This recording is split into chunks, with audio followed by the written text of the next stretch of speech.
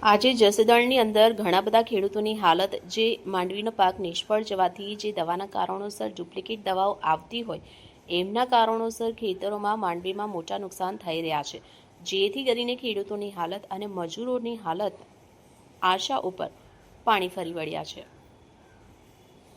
Reporter Dharmeshbhai ઠોલરિયા, આઝાદ media live, Jasdan. આજે તમે જોઈ શકો છો જસદણની અંદર જે ખેડૂતની વેદના આઝાદ મીડિયા ન્યૂઝ તમને બતાવી રહી છે। આપણે ખેડૂતના મુખે સાંભળવી કે ખેડૂતની પરિસ્થિતિ કેવી છે। આપણે ચાલો ખેડૂતના મોઢે સાંભળીએ।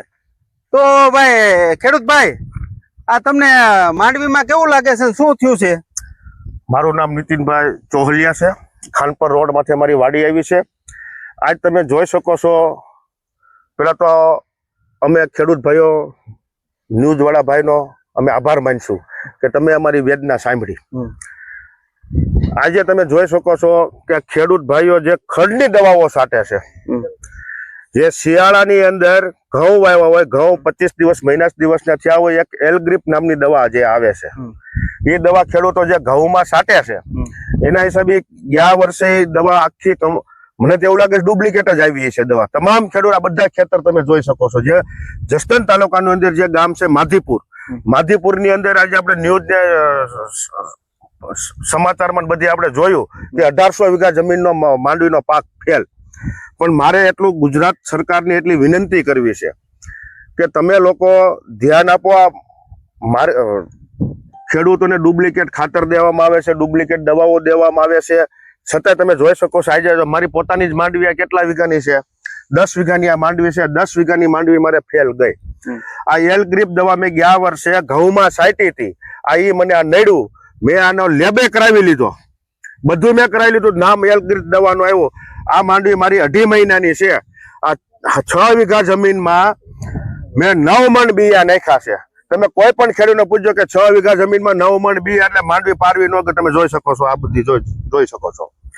એટલે ગુજરાત સરકારને મારી એટલી નમ્ર વિનંતી છે કે આવી ડુપ્લિકેટ કંપનીઓને તમે બંધ કરાવો। ખાતર ડુપ્લિકેટ આવે છે, દવાઈ ડુપ્લિકેટ આવે છે, ખેડૂતને વિચાર કરવાનો રહેશે। અને બીજા નંબરમાં ખેડૂતો માથે ઓઢીને રહે છે, લાખો રૂપિયાનો ખર્ચો થઈ જાય છે।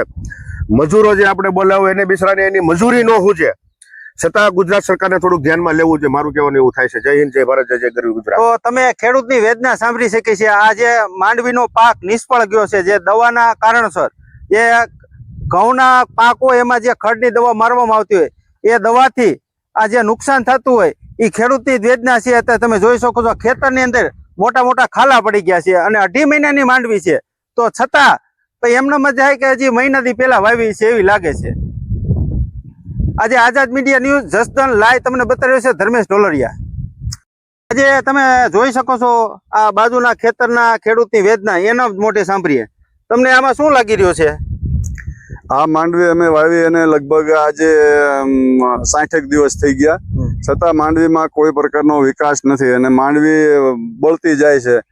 અને આ માંડવી બળતી જવાનું મુખ્ય કારણ હોય છે જે આ દવાઓ આવે છે, અને દવાઓ ડુપ્લિકેટ હોય છે, અથવા તો દવાઓમાં કોઈ કાંઈ છેડછાડ કરેલી હોવાથી આ મોલને નુકસાન કરે છે। અને આ નુકસાનને કારણે ખેડૂતોને બહુ પરેશાની ભોગવવી પડે છે અને એમના મજૂરોને પણ કાંઈ મળે નહીં અને મજૂરના રોટલા નહીં ઘટ પડે એવું થાય છે। એટલે આ દવાઓ જે બનાવતા હોય એમાં સરકારશ્રીને સારું એવું ધ્યાન આપી અને કાયદેસરની કાર્યવાહી કરવી જોઈએ અને ડુપ્લિકેટ દવાઓ ખેડૂતો સુધી ન પહોંચે તેનો બરાબર ખ્યાલ રાખવો જોઈએ।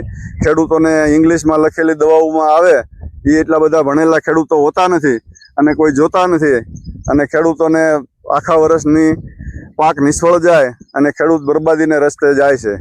જય હિન્દ, જય ભારત। તમે જોઈ શકો ખેડૂતના મોઢે જે એની વેદના છે, જે આ નિષ્ફળ પાક જવાથી જે દિવાળી ઉપર આશા રાખી હોય તે દિવાળી ઉપર જે આશા રાખી હોય તે જતા રહ્યા ખેડૂતને નિષ્ફળ જાય છે। તો દિવાળી કઈ રીતના ખેડૂતને બનાવી એ તમે જોઈ શકો છો। આ માંડવીની હાલત જોઈ શકો છો અને આ બાલ બચ્ચા, નાના નાના બાલ બચ્ચા, અને તમે જોઈ શકો છો આ માંડવી કેમેરામેન છે નજીકથી બતાવો હાવ, એટલે જેથી કરીને આ બતાવી શકે, પબ્લિકને ધ્યાન દોરે। તમે જોઈ શકો છો જે એમપીએ થી મજૂર આવતા હોય એને પણ એના મુખે આપણે સાંભળીએ કે એની પરિસ્થિતિ કેવી છે। તો આ તમારી ખેતીવાડીમાં તમને કેવું ઉપજ મળે એવું લાગે છે? ઉપજ મળે એવું તો નથી લાગતું. એગ્રો વાળા દવા એની ડુપ્લિકેટ આપી તો અમારે નુકસાન તો થાય ને. હા હા નાના છોકરા છે એટલી દૂરથી અમે મજૂરી કામ કરવા આવી, તમે શું મળે? તો તમે મજૂરની વેદના સમજો છો કે નાના નાના બાલ બચ્ચા લઈને આજે એ ગુજરાતમાં ખેતી કરવા આવ્યા હોય અને જે આ પાક નિષ્ફળ જાય તો એને પણ નાના નાના બચ્ચા હોય છે અને પાક નિષ્ફળ જતો હોય છે, તે એમના જ મોઢે સાંભળ્યું અને એની વેદના કોણ સમજે? તો સરકાર શ્રીની એટલી અપીલ છે કે જે આ ડુપ્લિકેટ દવાઓ બને છે, ડુપ્લિકેટ દવા ખાતર અને જે કઈ આવતું હોય તે એની ઉપર કડકમાં કડક પગલાં લે એવી આશા છે. જય હિન્દ, જય ભારત.